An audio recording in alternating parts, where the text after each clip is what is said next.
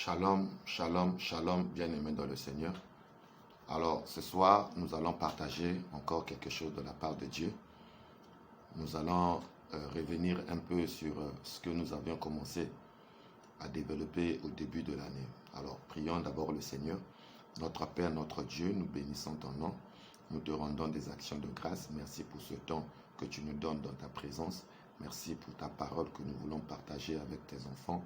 Que ça nous édifie, que ça nous construit, que ça puisse bâtir notre foi et que ça puisse nous permettre d'expérimenter ta gloire et ta puissance. Bénis tous tes enfants qui vont entrer en contact avec cette vidéo ou cet audio, Seigneur mon Dieu, qu'ils soient bénis en ton nom et qu'ils vivent le miracle surnaturel dans leur vie. Sois béni notre Père, sois béni notre Dieu, au nom de Christ Jésus. Amen. Amen. Alors, j'ai dit que nous allons revenir un peu sur ce que nous avons commencé à dire, à développer au début de l'année. Nous ne devons pas ignorer que cette année, c'est l'année des miracles. Alors, le coronavirus ne doit pas nous empêcher de vivre les miracles de Dieu. Nous ne devons pas nous détourner de la pensée de l'année, la pensée de Dieu de l'année pour nous. Alors, nous allons revenir sur le message sur les miracles. Vous savez que la vie de notre Seigneur Jésus a été une vie de miracle. De sa naissance jusqu'à son ascension, c'était miracle sur miracle. Alors si le Seigneur Jésus, lui qui est le chef suprême de l'Église, lui qui est la tête de l'Église, nous qui sommes son corps, si le Seigneur Jésus, toute sa vie, a été une vie de miracle, alors pourquoi nous qui sommes le corps du Seigneur, nous qui sommes son temple, nous qui sommes la maison de Dieu, nous ne pourrons pas vivre le miracle, nous ne pourrons pas vivre les miracles. Si Jésus a vécu dans le miraculeux, nous aussi nous devons expérimenter le miracle, nous devons expérimenter le miracle dans notre vie. Alors c'est pourquoi ce soir nous allons reprendre sur ce message sur le miracle. Nous allons parler des miracles dans la Bible. Alors notre texte de base, nous le connaissons tous, c'est dans Actes chapitre 5, verset 12. Je relis, je vais lire cela au nom de Jésus. Beaucoup de miracles et de prodiges se faisaient au milieu du peuple par les mains des apôtres. Ils se tenaient tous ensemble au portique de Salomon. Verset 13. Et aucun d'autre n'osait se joindre à eux, mais le peuple les louait hautement. Le nombre de ceux qui croyaient au Seigneur, hommes et femmes, augmentait de plus en plus, de sorte qu'on apportait les malades dans les rues et qu'on les plaçait sur des lits et des couchettes, afin que lorsque Pierre passerait son nombre au moins, on couvre quelques-uns. La multitude accourait aussi des villes voisines à Jérusalem, amenant des malades et des gens tourmentés par des esprits impurs, et tous étaient guéris. Ici, la Bible nous parle de l'Église primitive, de la manière dont le Seigneur travaillait avec les saints apôtres. Vous voyez que beaucoup de miracles se faisaient et de prodiges se faisaient au milieu du peuple par les mains des apôtres. Donc le ministère des apôtres, c'était un ministère de miracles. Jésus a dit à ses apôtres, comme mon Père m'a envoyé, moi aussi je vous envoie. Jésus est venu avec les miracles. Et lorsqu'il envoya ses disciples, il les envoya aussi pour accomplir les miracles.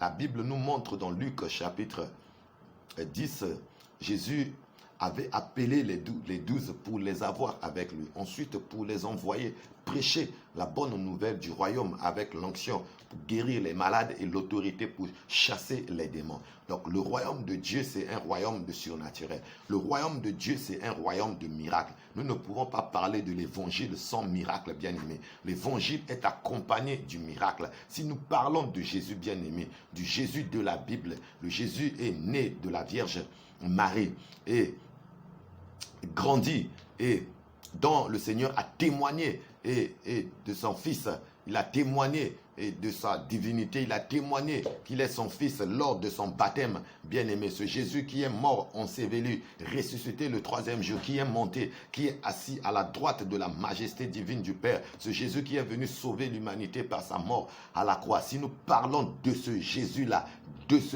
bien-aimé dans le Seigneur, il faudrait qu'il y ait des miracles. S'il n'y a pas de miracle, ça veut dire que ce n'est pas ce Jésus-là. Alléluia. Alléluia. les miracles dans la Bible. Et Dieu faisait beaucoup de miracles avec les apôtres et des grandes foules venaient au Seigneur. Plusieurs se convertissaient. Les gens venaient des villes voisines, des villages d'alentour. Et la Bible nous dit tous étaient guéris. Vous voyez que le Seigneur est là pour guérir. Le Seigneur veut te guérir. Le Seigneur veut te libérer. Le Seigneur veut que tu puisses expérimenter le miracle. Et tout miracle que Dieu amène dans nos vies ou que tout miracle que Dieu accomplit, c'est toujours pour un but. Alors, nous allons rappeler d'abord, c'est quoi un miracle? Alors, un miracle, bien aimé, est un fait surnaturel qui manifeste la puissance de Dieu. C'est un fait surnaturel qui manifeste la puissance de Dieu. Un miracle, c'est un acte de la puissance de Dieu, contraire aux lois connues de la nature. Donc, c'est un acte de la puissance de Dieu qui est contraire aux lois connues de la nature. Il fait naître de l'étonnement et de l'admiration. Donc, quand il y a un miracle, il y a de l'étonnement. Quand il y a un miracle, il y a de l'admiration. Et regardons dans Luc, chapitre 5. Luc, chapitre 5, verset 26. Luc 5, verset 26. Nous lisons, au nom de Christ Jésus, tous étaient dans l'étonnement et glorifiaient Dieu remplis de crainte. Ils disaient, nous avons vu aujourd'hui des choses étranges. Alléluia. Donc cette situation se passe pendant le ministère de Jésus. Jésus était en train d'enseigner quelque part et les gens ont apporté un malade qui était sur une civière. Et Jésus a dit à ce malade, tes péchés te sont pardonnés. Les gens étaient scandalisés. Et Jésus, le Seigneur leur dit, qu'est-ce qui est plus difficile? Et de dire que tes péchés sont pardonnés ou que de dire à la personne, lève-toi, prends ton lit et marche. Et à l'instant même, la personne a pris son lit et a commencé à marcher. Les gens étaient dans l'étonnement. Quel est celui-là qui peut pardonner les péchés? Il n'y a que Dieu seul qui puisse pardonner les péchés. Et ils ont vu comment celui qui était venu coucher sur son lit et se lever, prendre son lit et commencer à marcher lui-même avec ses propres pieds. Donc cela a créé de l'étonnement. Les gens glorifiaient Dieu. Cela a créé de l'admiration. Donc le miracle, quand ça arrive, il y a l'étonnement. Ça fait étonner les gens. Waouh, waouh, oh Dieu est grand. Ça provoque la gloire de Dieu, ça provoque de l'admiration, ça glorifie Dieu. Alléluia. Regardez dans Actes chapitre 3, verset 12. Actes chapitre 3, verset 12. C'est des choses que nous avons déjà commencé à développer au début de l'année. Voilà, nous revenons sur ça pour remettre les gens dans le bain. Alors, Actes chapitre 3, verset 2. Pierre, voyant cela, dit au peuple, hommes israélites, pourquoi vous étonnez-vous de cela? Pourquoi avez-vous les regards fixés sur nous? Comme si c'était par notre propre puissance ou par notre piété que nous avons fait marcher cet homme. Vous voyez donc, les gens avaient braqué les yeux sur Pierre et Jean. Pourquoi? Il y avait un miracle qui venait de se produire. Un homme qui était paralytique pendant plusieurs années, plus de 30 ans, assis à l'entrée du temple, demandant l'aumône aux gens qui entraient. Mais ce jour-là, bien aimé dans le Seigneur, pendant qu'il demandait l'aumône, Pierre et Jean l'ont regardé. Ils l'ont dit, regarde-nous, nous n'avons ni or ni argent à te donner, mais ce que nous avions, nous te le donnons au nom de Jésus-Christ de Nazareth. Lève-toi et marche. Et cet homme, ce jour-là, a pris et il s'est relevé et il a commencé à marcher. Il est entré dans le temple, il a commencé à glorifier Dieu, à sauter. Et les gens sont venus, ils commençaient à regarder, ils étaient étonnés. Vous voyez que le miracle a produit de l'étonnement. Quelqu'un qui est resté plus de 30 ans paralytique, on le connaît paralytique, en train de mendier, mais ce jour-là, la personne commençait à marcher avec ses propres pieds, à sauter, à louer, à glorifier Dieu dans la maison du Seigneur. Ça provoquait de l'étonnement. Vous voyez que le miracle provoque de l'étonnement. Ça va au-delà des lois connues de la nature. Un homme paralytique et donc qui n'a jamais marché et dont la médecine a dit qu'il ne marchera plus jamais,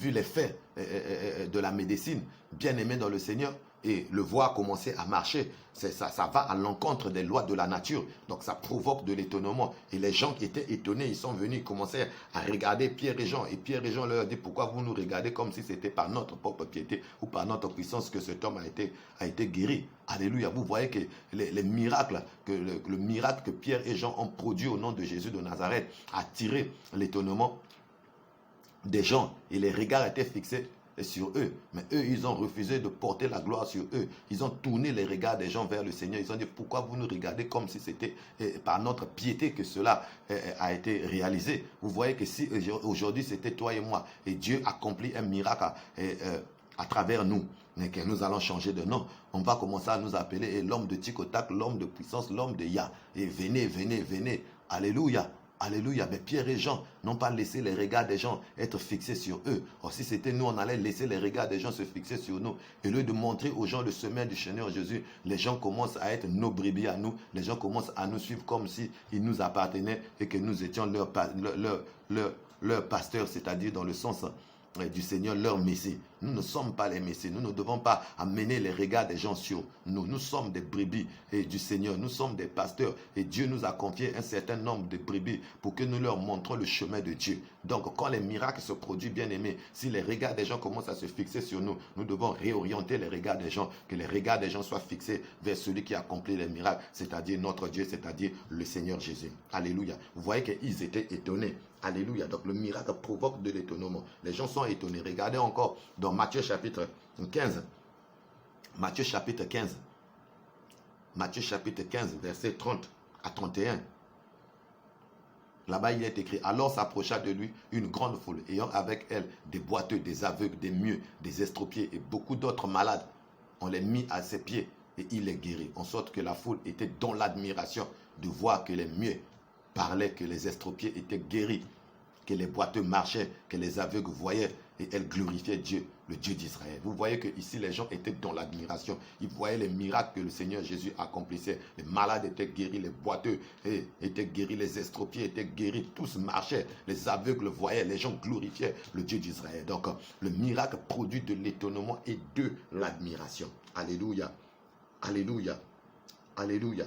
Dieu avait mis les miracles dans les mains de Moïse. Exode chapitre 4, verset 21. Dieu avait mis des miracles dans les mains de Moïse, les miracles, les prodiges dans les mains de Moïse, afin que Moïse puisse les accomplir là-bas en Égypte. Et quand ces choses-là arrivaient, et les Égyptiens étaient dans l'étonnement. Au début, quand Moïse a transformé le bâton en serpent, Pharaon a dit, oh, mais ça aussi, mes disciples, mes magiciens peuvent le faire. Ils les ont fait. Donc cela n'a pas trop impressionné Moïse, plutôt le Pharaon. Mais au fur et à mesure que Moïse faisait des miracles de jugement en Égypte, à un moment, les magiciens de Moïse, de Pharaon, n'ont pas pu suivre. Ils ont dit, ça c'est le doigt de Dieu. Ça, c'est le doigt de Dieu. Et cela provoquait de l'étonnement là-bas en Égypte. Alléluia. Et même dans le camp d'Israël, les enfants d'Israël, quand ils voyaient ça, ils étaient dans l'étonnement et dans l'admiration. Et Dieu avait mis des miracles dans les mains de Moïse, des signes, des prodiges, afin qu'il puisse les accomplir là-bas en Égypte pour permettre à son peuple de sortir de cette servitude-là. Exode chapitre 7, verset 3, Dieu dit qu'il multiplierait des signes et des miracles et dans le pays d'Égypte. Donc il devait multiplier les signes, il devait multiplier les miracles et dans les mains de Moïse. Donc Dieu est le faiseur de miracles. C'est lui qui accomplit les miracles. C'est lui qui peut mettre les miracles entre nos mains afin que nous puissions les accomplir. Donc le miracle, bien aimé, c'est un fait surnaturel.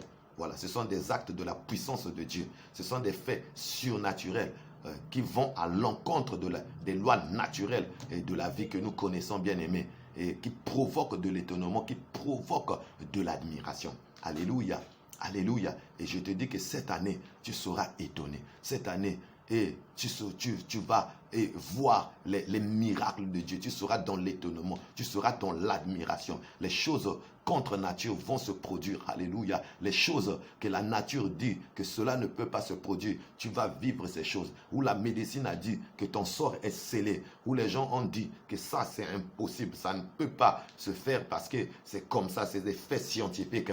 Mais quand le doigt de Dieu va intervenir, bien aimé dans le Seigneur, ça va aller au-delà des faits scientifiques. Alléluia. Jésus, quand il montait au ciel, il repartait chez son Père. Et la poussée, plutôt la loi de la pesanteur, dit que quand tu jettes quelque chose, ça te revient sur la terre. Vous voyez que Jésus était en train de monter et rien ne le retenait. Il montait, il n'avait pas des réacteurs, des avions pour monter, bien aimé, mais il montait tout simplement par la puissance du Saint-Esprit, par la puissance de Dieu, n'est-ce pas? Un miracle, il a vaincu la loi de la pesanteur. La pesanteur nous ramène sur la terre, mais Jésus était en train de monter. Et quand il reviendra, bien aimé, la Bible dit tout le verra, il viendra, il sera dans les airs. Il sera dans les airs. La pesanteur ne pourra rien contre lui. Mais c'est nous qui allons aller. Nous allons partir vers lui. Les morts en Christ au son de la trompette ressusciteront premièrement. Et les vivants seront changés en un autre corps glorieux, bien-aimé. Et nous irons tous à la file indienne dans les airs à la rencontre du Seigneur. Bien-aimé, la poussée plutôt. La loi de la pesanteur ne pourra rien contre nous. Et n'est-ce pas un miracle, bien-aimé dans le Seigneur? Alléluia. Donc le miracle produit de l'étonnement. Le miracle produit de l'admiration. Alléluia. Alléluia. Amen. Hein? Alors nous allons avancer. Alors pourquoi Dieu accomplit les miracles? Aujourd'hui, nous tous, nous recherchons les miracles. Même moi, je suis serviteur de Dieu, votre bien-aimé dans le Seigneur. Je recherche les miracles. Je dois voir des miracles authentiques. Quand je parle des miracles, je ne parle pas des choses où j'avais les maux de tête, on a prié, les maux de tête sont finis. Oui, Dieu guérit les maux de tête. Mais quelqu'un va te dire qu'il avait les maux de tête. On peut prendre aussi les paracétamol, ça peut passer. Alléluia. Mais je parle des choses surnaturelles. Je parle de quelqu'un qui avait un bras amputé, qui avait un pied amputé. Mais voir et son pied réapparaître, voir sa main réapparaître. Et je suis sûr que quand je suis en train de dire ça, et quelqu'un est en train de me suivre pour dire, ah, docteur Azo Sakana, voilà, t'es docteur Tika, voilà, Azo Sakana. Ta façon de rire là, montre seulement que tu ne crois pas. Mais Jésus avait dit, si tu crois, tu verras la gloire de Dieu. Alléluia. Si tu crois, tu verras la gloire de Dieu. Et moi, je crois fermement que cette année, on va vivre les choses. Quelqu'un dont le pied a été amputé, la main, le pied va apparaître, le bras va réapparaître, bien aimé. Les aveugles doivent voir, les paralytiques doivent marcher. Et les morts doivent ressusciter. Et dans les hôpitaux, les services entiers où les gens sont malades dans les urgences doivent être vidés parce que les gens vont être guéris. Alléluia. Alléluia. Alléluia. Alors pourquoi Dieu fait les miracles, bien-aimés? Nous recherchons tous les miracles. Mais pourquoi Dieu fait les miracles? Les gens recherchent les miracles pour plusieurs buts. Certains recherchent les miracles pour qu'ils se distinguent des autres. Pour qu'on dise que lui, c'est un homme de feu, l'homme de puissance. Il est différent des autres personnes. Et d'autres recherchent les miracles et réellement pour que le royaume de Dieu puisse avancer. Mais d'autres recherchent les miracles pour leur personnalité, pour se faire voir. C'est pour qu'on sache qu'eux sont différents des autres. Mais d'autres les cherchent réellement et dans la pensée de Dieu. Alors, nous allons parler des miracles selon la pensée de Dieu, bien-aimé. Nous ne cherchons pas les miracles pour nous faire voir. Nous ne cherchons pas les miracles pour attirer les regards des gens sur nous. Mais nous cherchons les miracles pour que la gloire de Dieu soit manifestée. Nous cherchons les miracles pour que la volonté de notre Seigneur puisse s'accomplir. Jésus a accompli les miracles pour glorifier son Père. Jésus a accompli les miracles pour plusieurs buts, mais qui étaient des buts liés à la volonté de Dieu, à la gloire de son Dieu. Alors, pourquoi les miracles? Quels sont les buts de miracles? Alors, les miracles dans la Bible ont un but précis. Alors, le premier but pour lequel Dieu accomplit les miracles que nous allons voir, et nous allons continuer prochainement, le premier but pour lequel Dieu accomplit les miracles, c'est que Dieu accomplit les miracles pour manifester sa présence, sa puissance, pour manifester sa gloire. Donc, quand Dieu fait les miracles, c'est pour que sa gloire soit manifestée. C'est pour que sa présence soit manifestée. Les gens sachent que Dieu est là. Et c'est pour que sa puissance soit manifestée. Pour que les gens sachent que Dieu est grand, Dieu est puissant. Pour que la gloire puisse le revenir. Alléluia. Alléluia. Regardez dans Jean chapitre 2, verset 11. Jean chapitre 2, verset 11. Nous allons lire Jean 2, verset 11. Il y a plusieurs passages. Voilà. Nous n'allons pas regarder tous ces passages. Nous allons prendre juste quelques passages et passer à d'autres points. Alors, Jean chapitre 2, verset 11. Regardez, c'est Jésus aux noces de Cana. La Bible dit, tel fut à Cana en Galilée le premier des miracles que fit Jésus. Il manifesta sa gloire et ses disciples crurent en lui. Alléluia. Donc Jésus a manifesté sa gloire. Il a manifesté sa gloire. Il a manifesté la gloire de Dieu en accomplissant le miracle. Il a changé l'eau en vin. Et donc quand les disciples ont vu cela, bien-aimé, ils ont cru au Seigneur Jésus. Donc là, Dieu accomplit les miracles pour manifester sa gloire. Dieu accomplit les miracles pour manifester sa gloire, pour manifester sa puissance, montrer aux gens que c'est lui qui est Dieu, c'est lui qui est puissant. Alléluia. Donc les miracles glorifient Dieu et le Seigneur. Donc le Seigneur, Dieu accomplit les miracles, ou le Seigneur Jésus accomplit les miracles pour glorifier son Père et pour glorifier Oui, pour glorifier son Père, je voulais dire, et Dieu accomplit les miracles pour sa gloire. Le Seigneur Jésus accomplit les miracles pour la gloire de son Père et pour sa gloire. Ce jour-là, il a manifesté sa gloire et ses disciples crurent en lui. Donc les miracles manifestent la gloire de Dieu, ça manifeste la puissance de Dieu, ça manifeste la présence de Dieu. Luc chapitre 7, versets 16 à 17. Tous furent saisis de crainte et glorifiaient Dieu, disant: un grand prophète a apparu parmi nous et Dieu a visité son peuple. Vous voyez ici que dans Luc 7, versets 16 à 17, quand le Seigneur a accompli des miracles, les gens glorifiaient Dieu. Donc vous voyez que les miracles que le Seigneur Jésus accomplissait et amenait les gens à glorifier Dieu. Donc les miracles glorifient Dieu. Quand il y a un miracle se produit, on dit: oh, Dieu est grand, oh, Dieu est puissant, oh, alléluia, oh, mais qui peut faire des choses comme ça? Mais ça, si ce n'est Dieu, oh, alléluia, gloire au Seigneur. Vous voyez que ça glorifie Dieu. Le paralytique de la belle porte, lorsqu'il a été guéri, qu'est-ce qu'il a, la première des choses qu'il a fait? Il est entré dans le temple, surtout que les paralytiques ne devaient pas entrer dans le temple, ils étaient frappés par une loi comme ça au temps de David. Et les paralytiques ne devaient pas entrer dans le temple parce qu'un jour, quand David a été pourchassé et par son fils Absalom, les paralytiques se moquaient de lui. Ils se moquaient de lui. Et David avait interdit qu'aucun paralytique ne devait entrer dans le temple. Alléluia. Donc c'était une loi qui est restée de façon perpétuelle, qui a frappé tous les paralytiques. Mais quand il était guéri, il est entré dans le temple, il commençait à sauter et à glorifier Dieu. Alléluia. Vous voyez que le miracle glorifie Dieu. Donc lorsque nous recherchons les miracles, nous devons le rechercher tout simplement pour un seul but, c'est-à-dire la gloire de Dieu, la puissance de Dieu. Alléluia. Alléluia. Dieu a accompli beaucoup de miracles en Égypte. C'était pour montrer à Pharaon que c'est lui qui est Dieu. C'était pour manifester sa gloire à Pharaon, pour que Pharaon sache que c'est l'Éternel qui est Dieu. Alléluia. Alléluia. Dans Josué chapitre 3 verset 10, la Bible parle, Dieu parle à Josué là-bas lors de la traversée du Jourdain.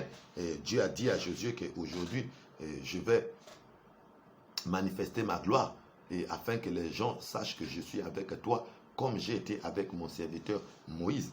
Vous voyez que par la traversée du Jourdain, le peuple a reconnu que Dieu était avec eux, Dieu était au milieu d'eux. Donc ils ont glorifié Dieu en voyant le Jourdain être tari et passé à sec. Ils ont vu les choses que Moïse était en train de faire. Ils ont dit que donc le Dieu de Moïse est réellement avec son serviteur Josué. Et donc, ils ont commencé à glorifier Dieu. Donc, tout miracle, bien aimé, glorifie Dieu. Regardez donc 1 Samuel chapitre 6, verset 16 à 18. Le peuple qui cherchait un roi, mais Dieu a montré qu'il était là et ils avaient eu tort de demander un roi. Donc, qu'est-ce que Salomon, comment on appelle, Samuel avait fait? Les gens ont recherché, ils ont recherché un roi pour se ressembler à d'autres peuples. Et Samuel était déçu de ça. Et Dieu a dit, c'est pas toi qu'ils ont rejeté, mais c'est moi qu'ils ont rejeté. Ce jour-là, en plein jour, Samuel a fait quelque chose. Il a prié l'Éternel et il y a eu une pluie qui s'est abattue en plein jour. Voilà. Et puis une pluie sectorielle. Donc en plein jour, à l'instant même, le ciel a changé. Il y a eu des tonnerres, tout ça. Donc Dieu avait manifesté sa gloire. Et les gens ont regardé et ils ont crié que nous avons péché contre l'Éternel, que l'Éternel puisse nous pardonner, parce qu'ils avaient eu l'idée de rechercher un roi pour ressembler à d'autres peuples. Donc ce miracle-là que Samuel avait fait pour montrer aux gens que Dieu était avec eux, que ce Dieu qui les conduisait à mener l'étonnement, à mener l'admiration, et ça glorifiait Dieu. Les gens ont glorifié Dieu, ils se sont humiliés, ils ont dit qu'ils avaient péché contre l'Éternel. Alléluia.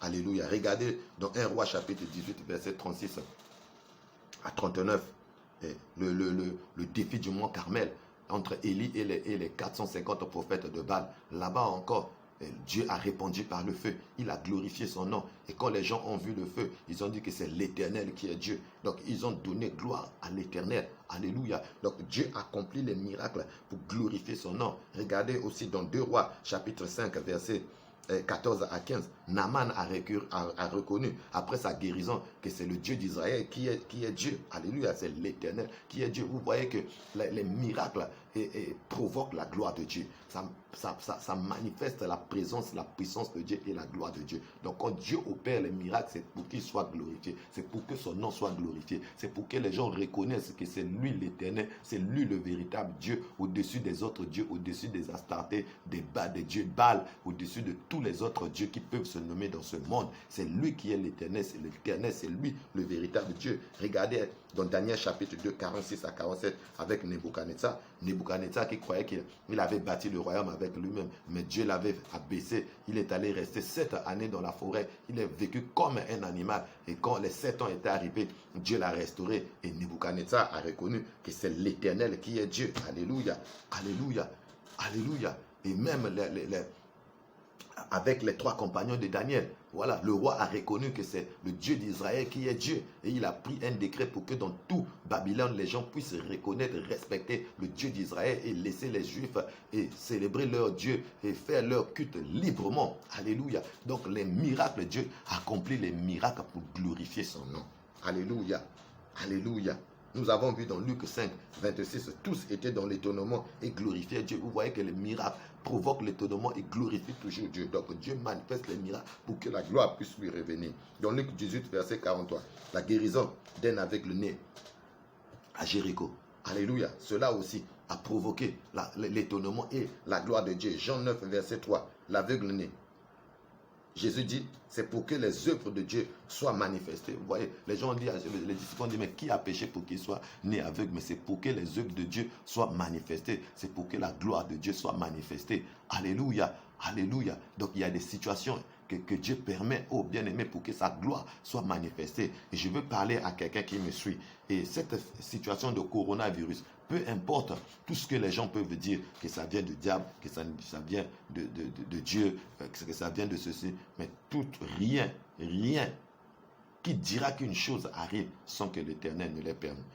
Rien n'échappe à notre Dieu. Et Dieu utilise tous les événements. Et derrière chaque événement, Dieu utilise pour manifester sa gloire. Alléluia. Quand Jésus était en train de mourir, Satan croyait qu'il avait vaincu le Seigneur Jésus, mais il ne savait pas que c'était un échec.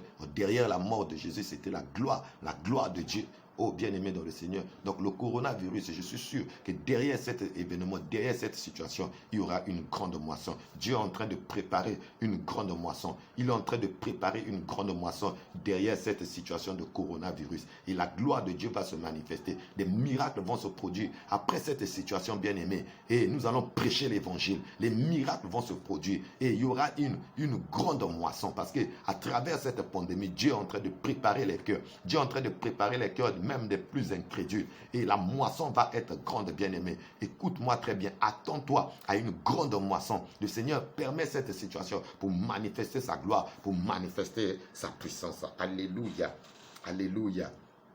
Donc Dieu accomplit les miracles pour manifester sa gloire. Alléluia. Devant la tombe avec Lazare, quand les gens ont envoyé et cherché Jésus quand Lazare était malade. Et qu'est-ce que le Seigneur a dit dans Jean chapitre 11 verset 4? Il a dit, cette maladie n'est pas pour la mort, alléluia, mais elle est pour la gloire de Dieu. Donc la maladie de Lazare, c'était pour manifester la gloire de Dieu, c'était pour manifester la puissance de Dieu. Et quand Jésus est venu devant la tombe de Lazare, il a dit, Lazare, sors. Bien-aimé, le mort est sorti. Mais c'était du tapage dans le village, c'était du tapage dans la ville, bien-aimé. Ça provoquait de l'étonnement, ça provoquait de l'admiration. Et les gens venaient de partout pour venir voir ce Lazare qui mangeait avec le Seigneur, que le Seigneur Jésus avait ressuscité. Vous voyez que la résurrection de Lazare a manifesté la gloire du Seigneur, a manifesté la gloire de Dieu. Donc Dieu accomplit les miracles pour manifester sa présence, sa puissance et sa gloire. Alléluia. Et c'est dans cette optique, bien-aimé, que toi et moi, nous devons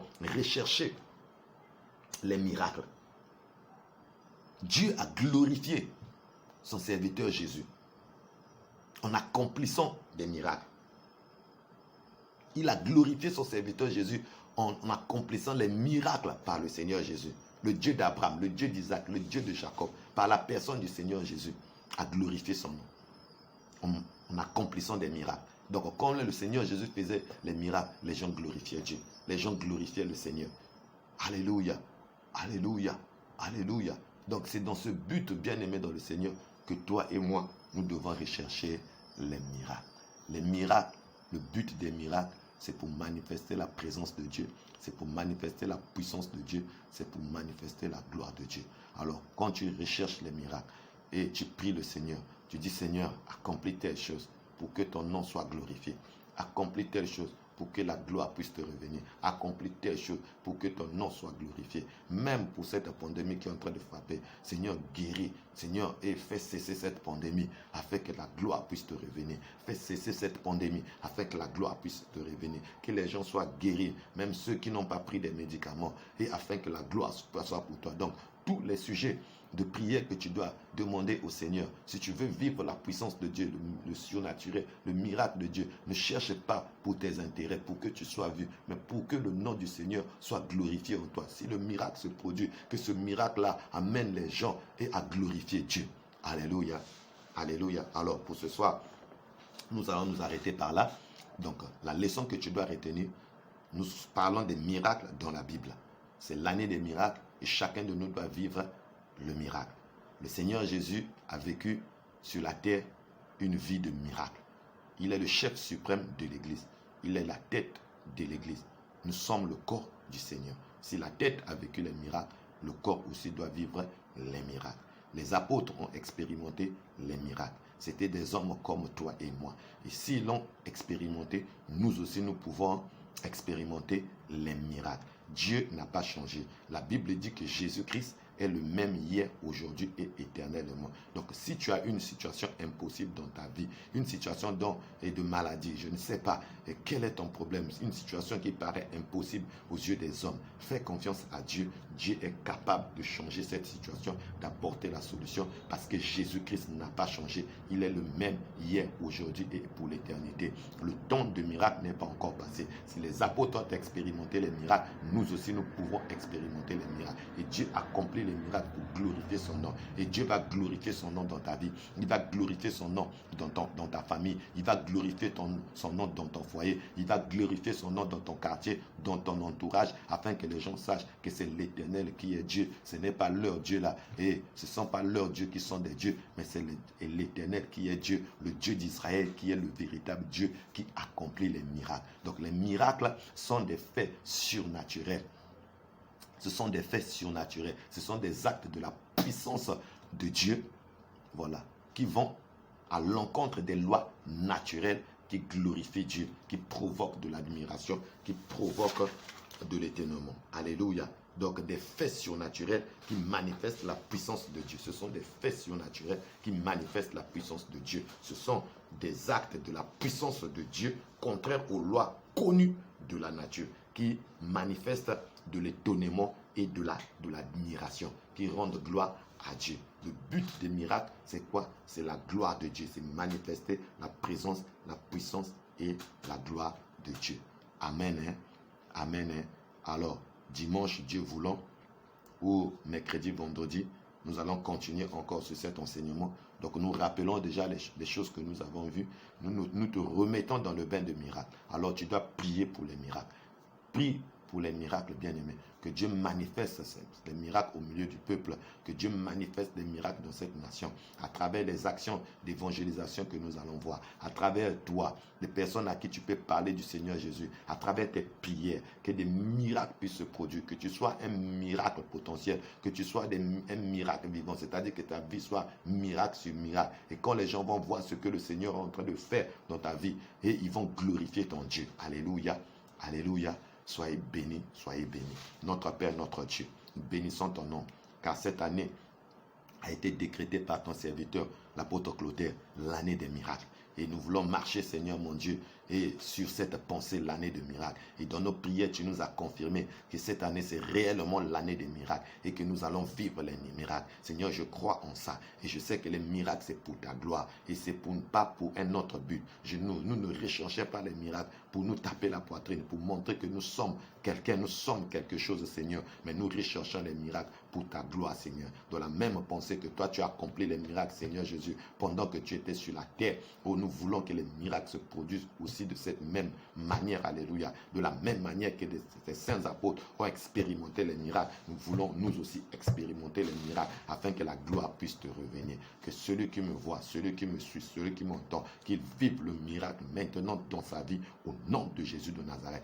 Reçois le miracle de Dieu, que ce soit dans ta relation avec le Seigneur, que tu commences à avoir des expériences que tu n'as jamais eues. Alléluia. Et que ça soit dans ton quotidien, que le Seigneur puisse t'amener à vivre les miracles et que tu vives les miracles dans ta santé, que tu vives les miracles dans ton foyer, dans ta famille, que tu vives les miracles dans tous les domaines de ta vie et que tu aies des témoignages qui vont rendre gloire à notre Dieu, qui vont rendre gloire à notre Seigneur. Soyez bénis, recevez le miracle de Dieu, que l'Esprit du Seigneur Jésus commence à opérer dans vos vies, commence à opérer dans vos familles et que les choses qui étaient impossibles deviennent possibles maintenant au nom puissant de Jésus de Nazareth.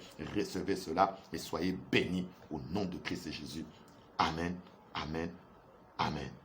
Soyez bénis et que Dieu soit glorifié.